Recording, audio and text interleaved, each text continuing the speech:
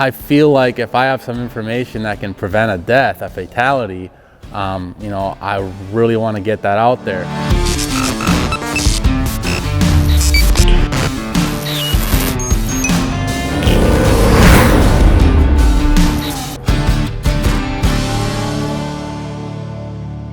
My goal is just to have some peer pressure there to say, hey man, you know, I want to go out there, but I don't want to be on that Airborne Angler site. Now, I would obviously never make fun of anyone for going in. It could happen to anybody. It could happen to me.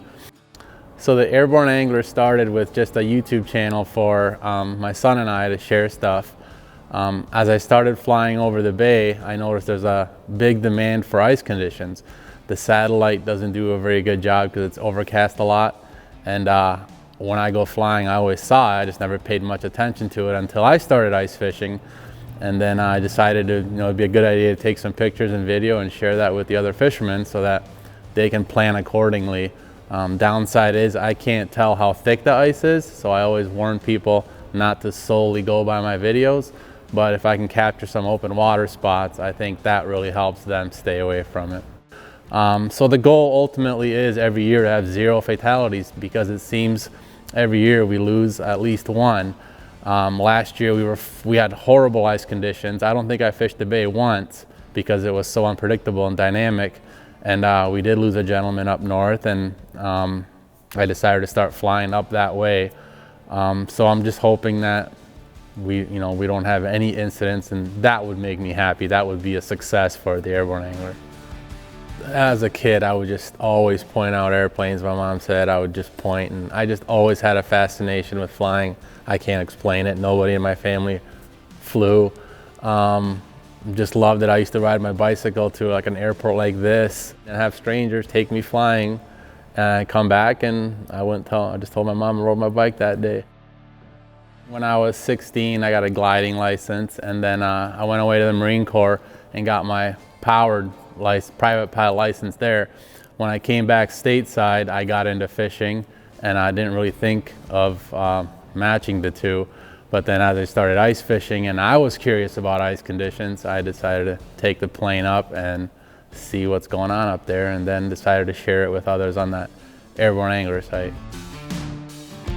When it's open water, you know, you're gonna have a little bit of shore ice that's shallow. It freezes the fastest, so you can kind of see from the satellite pictures and my pictures, you can kind of see the boundary where the shore ice ends. And then right now is the transition period where recently it froze from open water to ice, and it's skim ice. Then you get a little snow on it to camouflage it, and it's very hard to tell the boundary from old ice to new ice.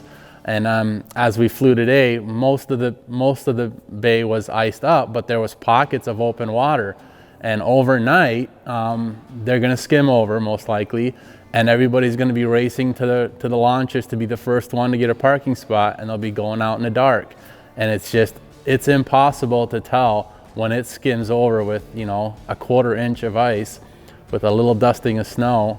Just the trap is set. So, you know, my rule personally is I wait till the last open water spot freezes, and then you try to do some math with charts available that says if it's been 10 below, you know, in one day it grows 2 inches. So I know I'm waiting at least 3 days. I'm too chicken to be the first one or last one out there. I'd rather just go get a fish sandwich somewhere than to take that risk. I don't give go, no-go decisions. There's a lot of very experienced ice guides, charter captains out there that go out on foot and check the ice and take customers. So that's what I recommend people do if they're not sure. But I'm very weary of giving somebody permission to go because I think it looks good from an airplane at 1,000 feet above it.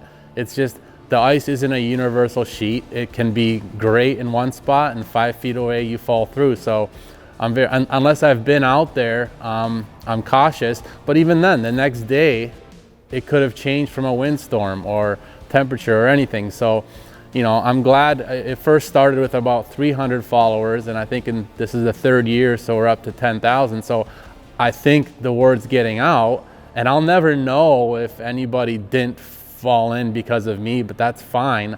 I'm not gonna take credit for that anyways, but it would be nice to have a winner where nobody gets hurt. The Saginaw Bay is, I would say, a world-renowned walleye fishery, especially spring, fall, summer. But ice fishing is great because it's a shallow bay off the Great Lakes, so it tends to freeze, although we haven't been as lucky. With the exception of Lake Erie, the western basin of Lake Erie, like the Saginaw Bay is, you know, a great fishery right in our own backyard. So living 3 miles from there. And I think, you know, when you have good ice and you go up there and look, you can see thousands of shanties on a weekend. So it attracts people from all over the country, Minnesota, Wisconsin, and they have their own walleye waters. But like I said, with the exception of a few places, Detroit River, Lake Erie, it's right up there. So it's a popular spot. If I have the capability to go fly, to not go and knowing that there's a demand for that information, I know I'm not obligated, but I feel like I gotta go.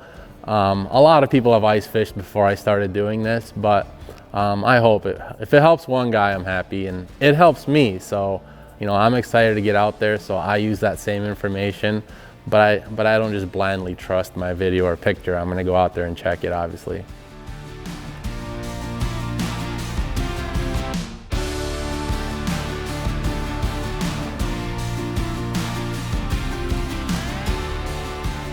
There's a lot of memes out there, maybe having your biggest friend be first, and no, definitely. I mean, I respect the guys that go on foot and use a spud bar and check it and blaze themselves a path, then go back, get their gear. Like that's how it should be done. That's way more important than any airplane, is just having a spud bar and hitting the ice in front of you and just seeing if it's thick enough. Like nothing can replace that.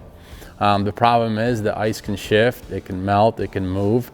So you can't just be complacent and think that, you know, I took this trip out here, so when I follow my GPS track coming back 10 hours later, it's not guaranteed that that path is safe. So, you know, time and cold temps are much better than an airplane. Everybody comes home and I'll be happy. I don't care if you catch fish. And I worry, you know, when you see, we had a sled go through recently and everybody was okay, but it's like, I know a lot of the people that fish it, and it's like, you know, who was that? Did I take a picture of that spot? Are they even on Facebook?